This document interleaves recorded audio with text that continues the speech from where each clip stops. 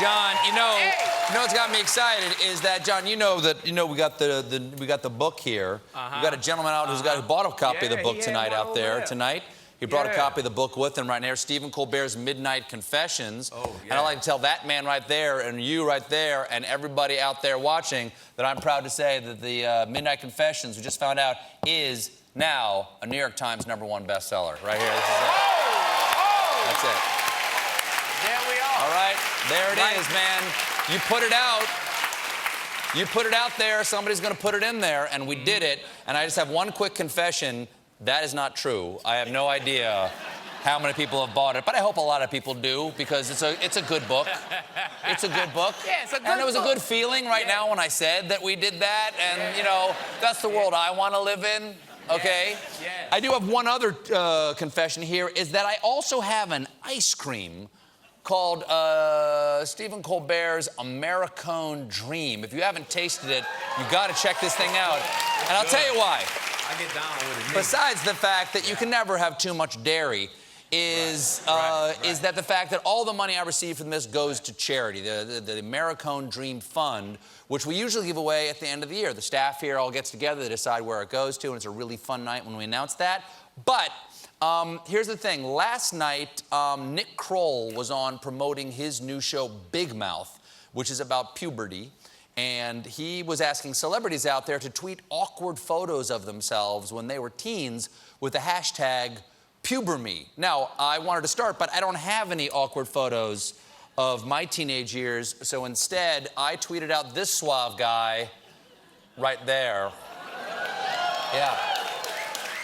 That's me when I was 13. Hey, ladies, who wants to hear me recite from the Silmarillion? Then, and this is absolutely true, right in the moment when we were talking about it, I thought, as long as we're doing this hashtag here, why not do some good here as well? So just right on the spur of the moment, I said, hey, I'm going to challenge celebrities out there. If you put out a photo of yourself at a very awkward pubescent age with the hashtag #PuberMe and the hashtag Puerto Rico Relief, I will make sure that the Colbert Americone Dream Fund will give money for every tweet to Puerto Rico Relief. Now, Have a little fun with it. Yeah, it was fun. Felt good to do. Here's the thing. It was honestly a spur-of-the-moment idea, and I had no idea how much money we had to give. So that's why, before we broadcast last night, we actually lifted part of the interview out until I checked on the balance of the ice cream account.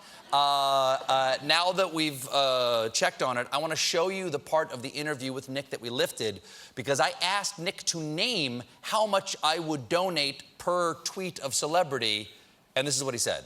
How much money should go with each celebrity who does this? I have no idea how much money you have, Stephen. What's $1,000. Jeez. Well, I talked to Jesus, and he's in. So,